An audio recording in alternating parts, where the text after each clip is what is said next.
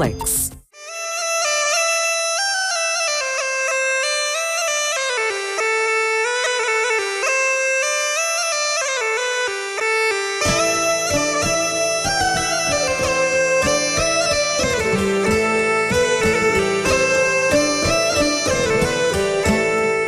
A fundação do Mosteiro do Lourvão data da primeira conquista de Coimbra aos muçulmanos, no ano de 878, século IX. O complexo do Mosteiro do Lourvão, que hoje podemos ver,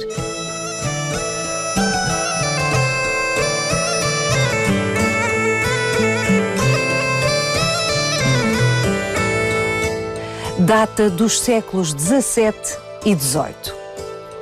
Mas a história que hoje vamos contar aconteceu neste local,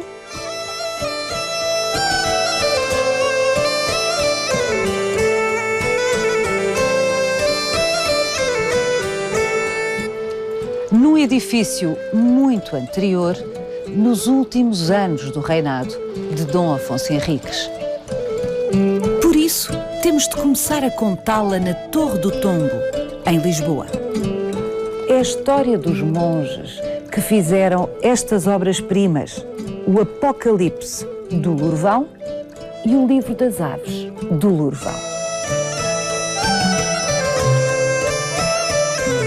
Vai querer saber mais? Venha connosco nesta visita guiada.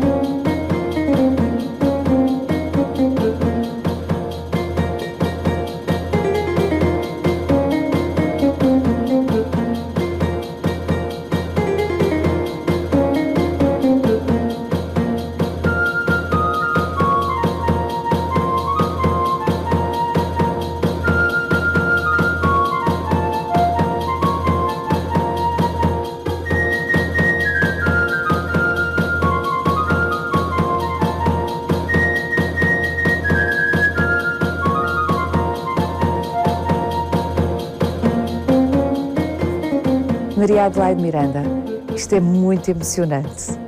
O Apocalipse do Lourvão, uma obra-prima, talvez a primeira obra-prima da história da arte portuguesa, que vimos encontrar aqui na Torre do Tombo, uma peça feita no Mosteiro do Lourvão em 1189. Tinha o Dom Afonso Henriques morrido há 4 anos. Este território vivia um ambiente de medo, muito medo. Porquê? Várias razões levam a que os homens da Idade Média, nesta altura, tivessem e fossem reféns desses medos.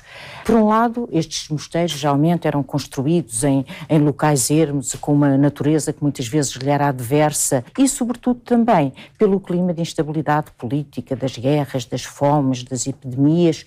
Tudo isso realmente levava a que nas pequenas comunidades monásticas, como esta dos monges de Lourvão, que teriam aproximadamente 16, 17, 18 monges, tudo isso, isolados, todos esses medos se fossem adensando. A acrescentar a essa situação que era muito geral de toda a Idade Média, a situação que se vivia no território português nesta altura também não era fácil. 10 anos antes, através do Tratado de Zamora, finalmente Portugal tinha sido reconhecido pela autoridade papal. E isso, de facto, por um lado estabelecia uma certa fronteira, mas não pacificava o território. Continua a haver guerras com os nossos vizinhos de Leão e Castela, continua a haver guerras com o sul muçulmano, que continuava, através dos seus raids, a avançar para norte e criar um clima de instabilidade. E é, sem dúvida, o facto dos almorávidas estarem a avançar para norte que terá levado a que esse clima de instabilidade fosse mais rigoroso e que, por isso, tenha surgido um conjunto de textos que expressavam exatamente essa inquietação, esses medos, e o Apocalipse era sem dúvida um dos textos mais fortes e mais ricos, quer o próprio texto, quer as imagens que através deles expressavam de uma forma muito mais clara, muito mais forte, todo o pânico que muitas vezes deveria assolar os próprios monges nessas pequenas comunidades monásticas.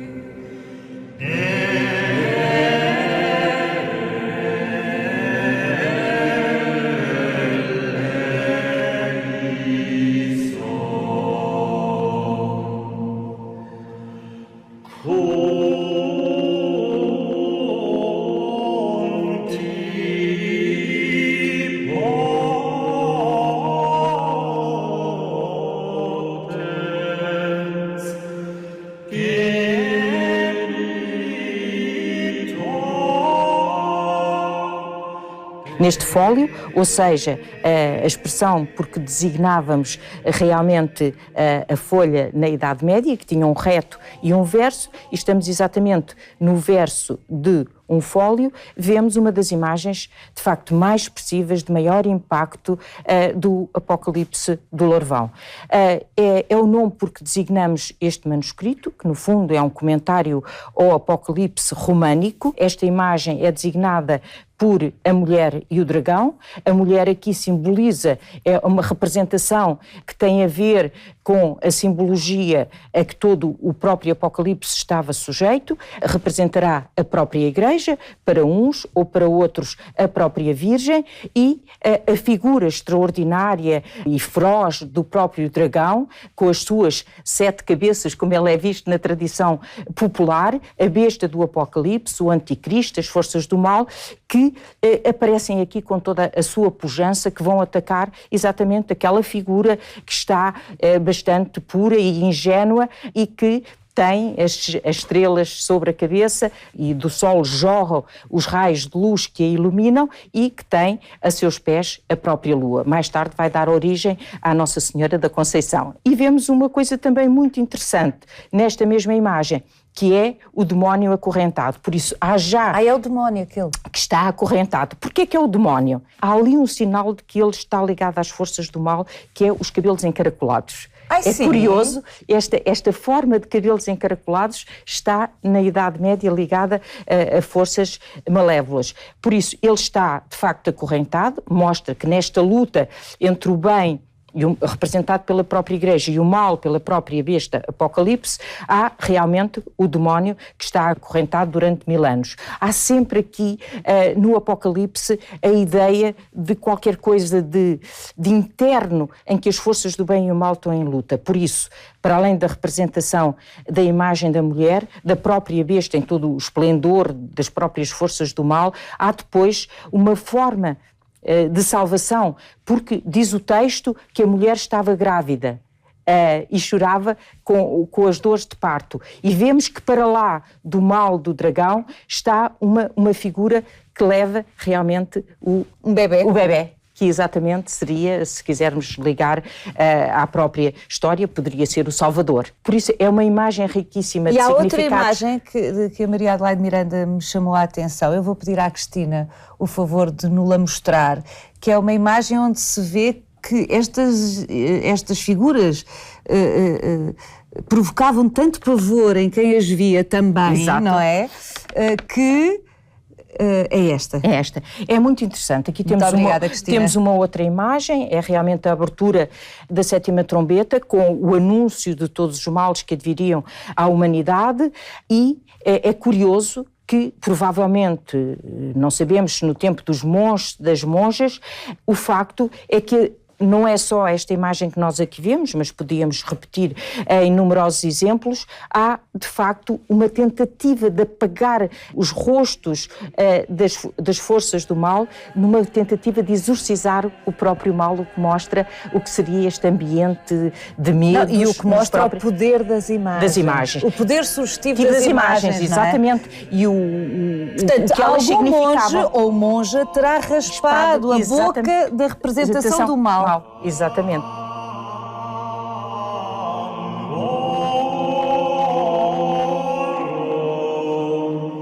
É bastante interessante que também o amarelo, que se fizéssemos um mapeamento da cor, é sem dúvida a cor dominante, era um pigmento venenoso. Isto era venenoso? É exatamente. Então se alguém tocasse e metesse a mão na boca, podia morrer? Exatamente. Ainda hoje, o próprio, para se manusear este pigmento, tem que ser com muito cuidado, porque então, de facto ele é venenoso. Então os restauradores aqui da Torre do Tombo têm que ter muito cuidado a manusear estes manuscritos. Hoje incrível, incrível. Mas há de facto essa questão que ainda adensa todo o mistério que está ligado à produção deste manuscrito. Mas era deliberado que fosse venenoso ou era um efeito colateral? Era um efeito colateral, com certeza. Da tinta que era um efeito colateral, mas eles utilizavam porque realmente era uma cor muito luminosa e eles pretendiam que estes manuscritos tivessem ligado à ideia de luz. Na Idade Média é muito difícil distinguirmos a luz da cor. A luz é algo extremamente importante. Deus é luz, o ato da criação começa por um ato luminoso, fiat lux, por isso é um aspecto muito interessante que o iluminador, durante muito tempo pensou-se que estas cores estavam ligadas mais a uma ausência dos outros pigmentos, mas nós hoje, depois de termos estudado este manuscrito, o estudo foi feito por um conjunto de investigadores do Instituto de Estudos Medievais em colaboração com o Departamento de Conservação e Restauro da Faculdade de Ciências e Tecnologia, dirigido pela professora Maria João Melo, e de facto chegámos à conclusão que estas cores não têm nada de cores pobres, não está ligada à pobreza de recursos do mosteiro nesta altura, pelo contrário, era uma época que parece de florescimento económico e que são cores ricas, quer o ouro pigmento, quer o vermelhão. Quer dizer, este amarelo não só é venenoso, como é uma cor valiosa. Vem já a sua utilização desde o Egito Antigo, que era utilizado como alternativa ao ouro. E depois temos o vermelho, de vermelhão, que também... Qual era a matéria base? Que era um minério também extremamente importante e que vinha das minas do sul da Península Ibérica. A Península Ibérica, desde o tempo, realmente da ocupação romana, que foi muito valorizada pelo facto de ter em Almadém essas minas. Também o mínio, que é um mineral de chumbo, está presente no laranja. Há também um fator que pode ter estado ligado à utilização destas cores e não uma paleta mais variada, é o facto deste manuscrito. E advém daí, em grande parte, também a sua importância e originalidade, ser uma das cópias que está mais próximo do protótipo. Se bem compreendo, este exemplar... é dos mais próximos, se não o mais próximo, do original que desapareceu. Que desapareceu, exatamente. O primeiro a ser produzido foi pelo monge beato de Liébana, que estaria a produzir este manuscrito nas Astúrias, no mosteiro de São Martinho de Turíbio, no século VIII. Desse manuscrito nós temos testemunhos, mas não temos de facto o original. O que se aproxima mais como manuscrito iluminado é o fragmento de Silos e depois outros manuscritos que pertencem à mesma família e que vão sendo produzidos no século IX e X nessa zona das Astúrias, que é o grande centro de produção destes comentários ao Apocalipse.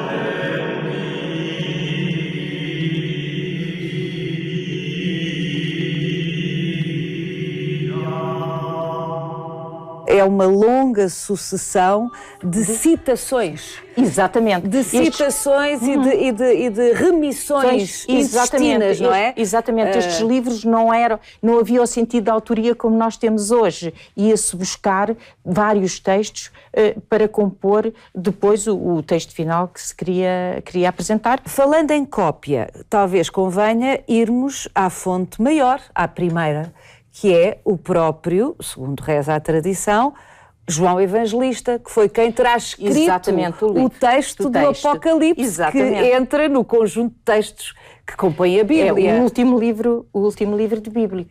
E João, que alguns consideram que seria o próprio apóstolo, ele teria escrito quando estava exilado, exatamente num clima de perseguições. Isso é interessante porque o Apocalipse surge sempre ligado a períodos de luta ideológica ao longo dos tempos, e João estaria de facto exilado na ilha de Patmos, e é quando ele tem uma revelação, porque o que ele faz é revelar a palavra divina. Por isso é que este tom épico, todo o próprio Apocalipse, está ligado a esse tipo de literatura, que é uma literatura de palavra revelada, onde está consignado uma luta entre o bem e o mal, que há de varrer toda a história da humanidade e que acabará com a construção da Jerusalém Celeste. Por isso, tudo aquilo, e nós poderemos ver depois através do livro as grandes etapas da história que ele constrói e que vão terminar exatamente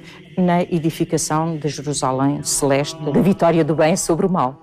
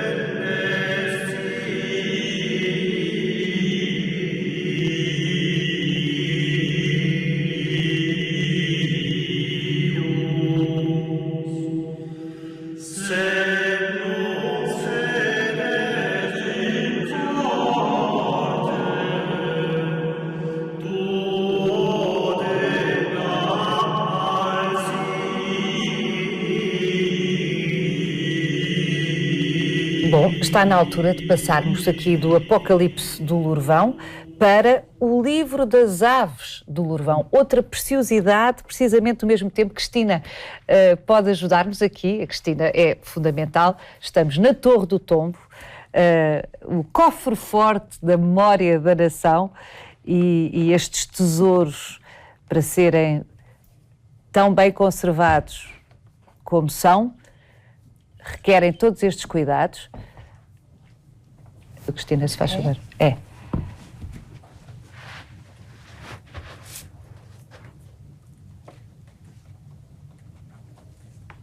O livro das aves é um manuscrito que tem funções diferentes do Apocalipse, que é um comentário bíblico. Este livro é um livro, podemos chamar de edificação espiritual, ou seja, ele era escrito, no fundo, para dar aos monges um modelo de comportamento. E esse modelo de comportamento... Portanto, era uma espécie de código moral? Exatamente, de código moral que tinha nas aves a metáfora, o sentido alegórico e metafórico do que deveria ser o comportamento dos homens. E neste caso dos monges. Temos um livro das aves produzido no Lourvão, um livro das aves produzido em Alcobaça e um livro das aves produzido no Mosteiro de Santa Cruz de Coimbra. E todos eles mostram algumas ligações entre si. Há particularidades na produção da iluminura aqui no Lourvão, em Santa Cruz e em Alcobaça. Não podemos falar propriamente de uma escola. A característica mais importante deste manuscrito é que ele apresenta um programa iconográfico em que todos os aspectos do texto que são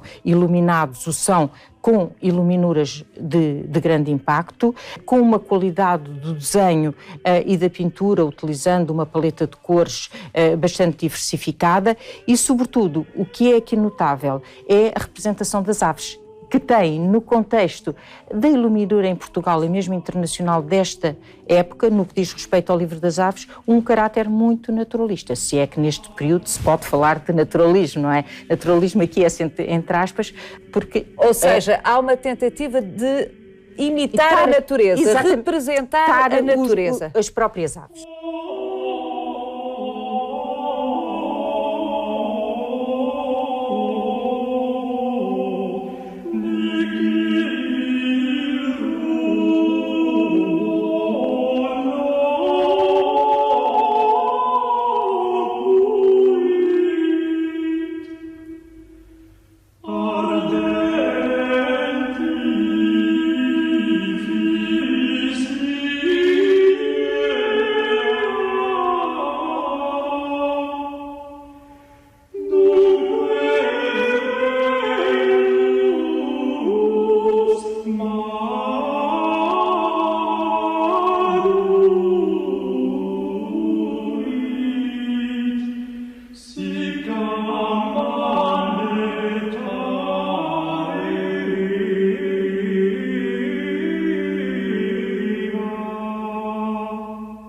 Há uma intenção claramente pedagógica e moral, no livro das aves. Claro, de dar moralizante. modelos de comportamento através das qualidades e dos defeitos que as próprias aves apresentavam. É curioso porque este livro é muito rico do seu ponto de vista também textual.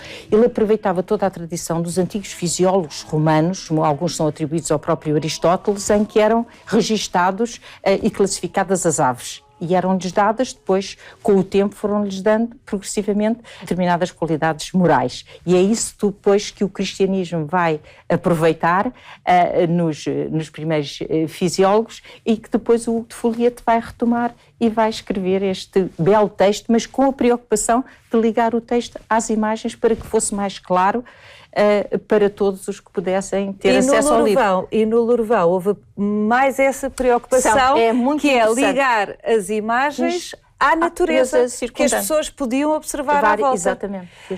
Vamos até ao Mosteiro do Lourvão, fisicamente, vamos fazer-nos à estrada. O que é que acha, professora? Sim, muito bem. Vamos lá.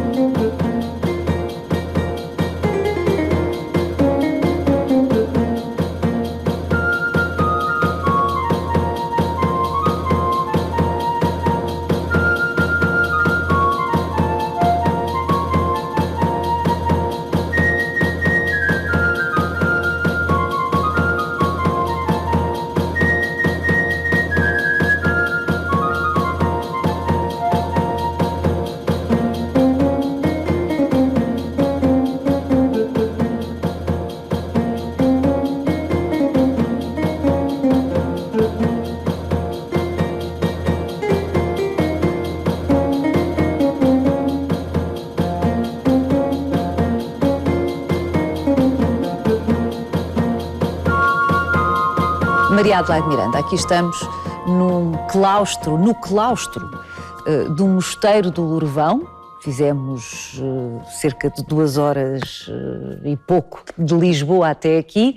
Um claustro de final dos anos 600, século XVII. O Mosteiro do Lourvão que vemos hoje na maioria dos edifícios é século XVIII, portanto não tem rigorosamente nada a ver com o mosteiro onde viviam os monges que produziram os maravilhosos manuscritos que estivemos a ver, o Apocalipse do Lourvão e o Livro das Aves do Lourvão.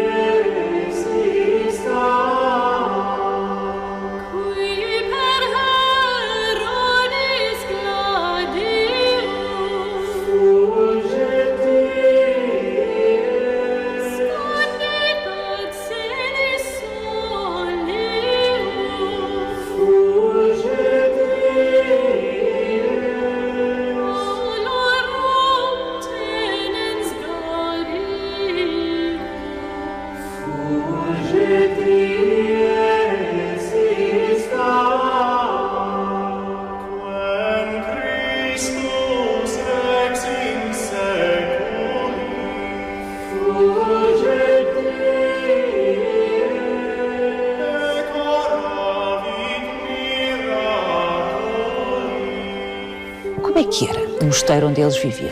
Nós não temos dados muito seguros da própria construção do mosteiro, nem sequer dados documentais da sua fundação. Sabe-se que remontaria ao século IX, por isso é uma época antes da nacionalidade. Estas comunidades estavam ligadas ainda a regras muito ligadas aos ritos hispânicos, por isso a chamada regra da communis. É curioso porque neste mosteiro poderiam, aquilo que depois a regra beneditina vem suprimir, eram muitas vezes mosteiros mistos, em que os homens e as mulheres coexistiam no mosteiro. Por vezes havia doações em que realmente o casal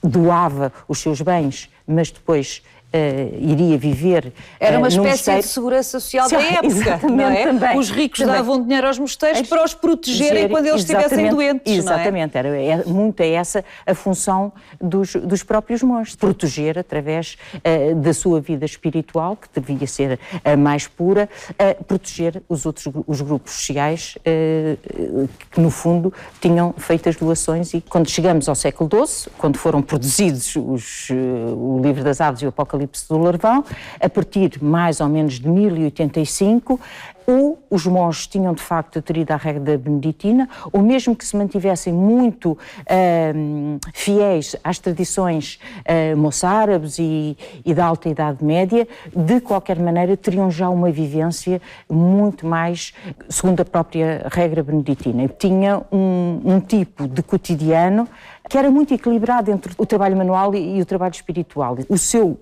cotidiano regia-se pelas chamadas horas canónicas. Havia horas para tudo. Hora para tudo. Às 2 horas da manhã, por exemplo, levantavam-se dos dormitórios, desciam à igreja e cantavam os salmos, faziam determinadas leituras, eram as chamadas matinas. Depois, por volta das 3h30, 4 horas, vinham novamente rezar. Talvez aquilo que fosse mais emblemático das orações eram os salmos cantados. Ainda hoje, a música religiosa tem muito a ver com esta prática de cantar os salmos. Depois, então, ao nascer do sol, é que começava esta divisão entre o trabalho manual e o espiritual. Noite, dia, ainda um sistema muito cósmico muito ligado à natureza e no fundo ao trabalho, ao nascer, ao pôr do sol. Era isso que ritmava de facto a vida do monge, o que é completamente diferente depois daquilo, a partir do momento em que nas cidades começa a aparecer outra medição do tempo, mas o tempo media-se exatamente por estas horas e era isso que ritmava a vida dos monges.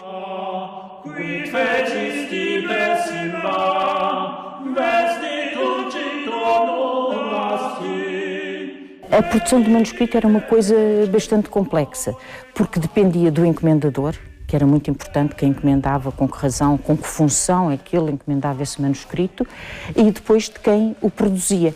E havia aqui uma personagem extremamente importante que era o responsável pelo scriptório. O scriptório era o local onde se produziam os manuscritos. E esta personagem dentro do mosteiro era extremamente importante, porque era ele que fazia a divisão do trabalho, havia os exemplares que eram precisos para ser copiados, e por isso organizava o trabalho e tinha um papel decisivo. Os monges iluminadores seriam, sem dúvida, dos mais cultos, porque vimos nos códices a regularidade da escrita, a qualidade da iluminura, era algo que fazia de monges com uma sensibilidade especial e também com uma cultura, porque muitas vezes eles, embora não fosse obrigatório que soubessem ler, porque eles tinham um exemplar que copiavam, mas geralmente seriam, sem dúvida, num escritório, seriam os mais cultos, aqueles a quem eram dadas essas tarefas da iluminura. Porquê é que o Livro das Aves é pequenino e o Apocalipse é um livro tão maior? O aparato dos livros estava ligado às suas funções e havia livros para leitura coletiva e livros para leitura individual. O Apocalipse do Larvão era um livro que era lido no refeitório e sabemos mesmo que a partir do 4º Concílio de Toledo ele é livro de leitura obrigatória da Páscoa ao Pentecostes. Por isso era um livro para ser lido em púlpito para os monges que estavam na sala das refeições. Já o Livro das Aves é um livro de leitura individual, um livro de espiritualidade, e daí que as suas dimensões sejam mais reduzidas e esteja adaptado a uma leitura individual.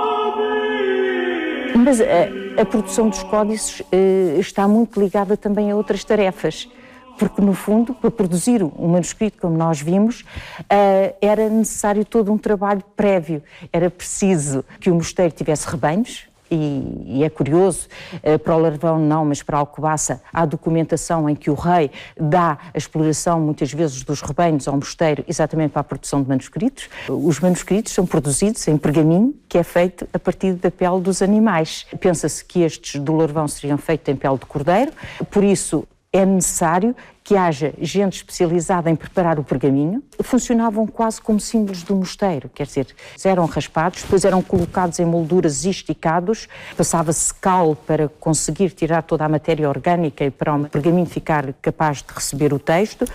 Por isso há uma divisão de trabalhos, desde tratar dos rebanhos, tirar as peles, preparar, mais tarde aos pergaminheiros, já propriamente no mundo laico, de profissionais, onde se abasteciam depois um conjunto de scriptórios, mas aqui, dentro dos mosteiros, eram realmente aos monges. E se eram só, como disse a Maria Adelaide Miranda, se eram só entre 16 a 18 monges, aqui no século XII, evidentemente o edifício seria incomensuravelmente mais pequeno, exatamente. Não é? Aliás, todos os edifícios da Alta Idade Românico, Média, obviamente. E antes mesmo disso, os da Alta Idade Média, provavelmente até poderia ser só com uma nave, não sei, estou a fazer a especulação, mas depois o românico também seria um mosteiro muito modesto face a todo este complexo que encontramos aqui hoje.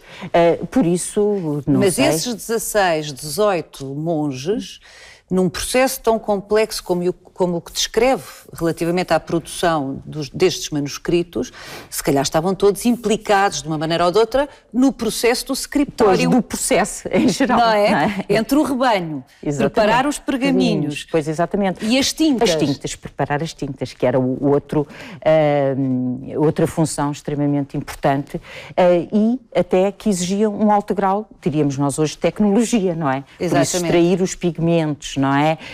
Construir as tintas, ver os tempos das moagens dos pigmentos, que era extremamente importante para o brilho das cores, fazer com os ligantes, misturar as cores, tudo isso eram processos que pressupunham até, para além da própria tecnologia de produzir a cor, o conhecimento de tratados, muitas vezes, de tratados de iluminura. Por isso havia tratados que corriam, nós depois na época românica conhecemos alguns que ficaram, que são mais emblemáticos, como do monge Teófilo, mas muitos outros circularam e que os monges... Que no fundo eram explicações de como fazer. De como fazer as cores.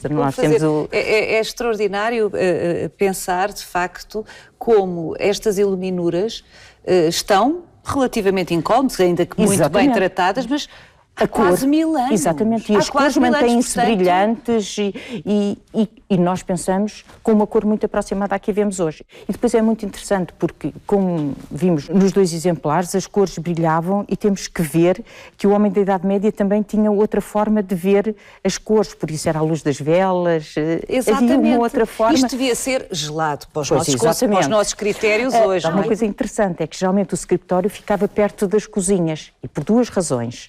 Porque ficava perto da água, e era preciso para a produção das cores, mas também por causa do calor, para os monges de inverno se poderem aquecer, porque senão, e eles queixam-se muitas vezes nos tais colofões, do frio que passavam, e dizem muitas vezes para os leitores rezarem por eles e reconhecerem aquele trabalho árduo, e depois ainda tínhamos a encadernação, por isso o livro era considerado realmente um objeto extremamente precioso, era no fundo, como vimos, a tal palavra divina que era preciso preservar, e daí que o livro fosse encerrado numa encadernação com tábuas, fechos, broches.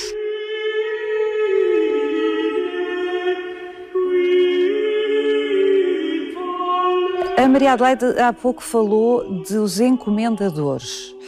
Significa que os monges não tomavam a iniciativa de fazer... Pois, muitas vezes a encomenda era feita pelo abade, podia ser feito por alguém exterior que muitas vezes pagava, porque às vezes estes manuscritos ficavam muito caros, as tintas, todo o processo de produção dos manuscritos. Muitas vezes era o encomendador que dizia se queria um manuscrito com mais imagens, com menos imagens. Nós, para a época posterior, temos alguns registros extremamente interessantes, o tipo de iniciais que começavam os textos, a que era dado um relevo e muito claro. grande, não é? Eram ordenadas, e por isso todo esse processo muitas vezes era controlado pelo próprio encomendador. Por isso o artista aqui tinha um pouco que se sujeitar. Ele podia sempre exercer a sua criatividade, mas era um pouco limitado pelo modelo e também pelo encomendador. Depois havia ainda muitas vezes também alguém que controlava a própria iconografia, porque no fundo isto tinha a ver muitas vezes com questões teológicas. Por isso havia alguém sempre que fosse de certa forma, o responsável por assegurar a ortodoxia nestes tipos de manuscritos.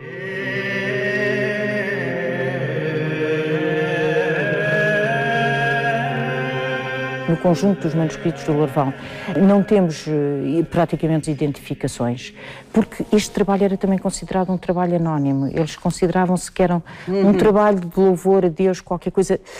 Havia um pouco essa ideia, não sei se com muita razão, mas que de facto era um trabalho anónimo e que o monge mais não que fazia do que traduzir e exprimir a palavra divina. Por isso não se poderia identificar.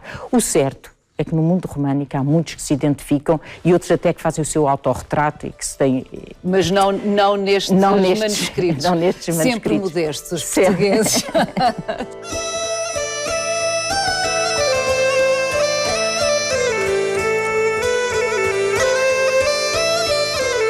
Encontra este e os outros episódios do Visita Guiada na RTP Play ou na nossa página de Facebook.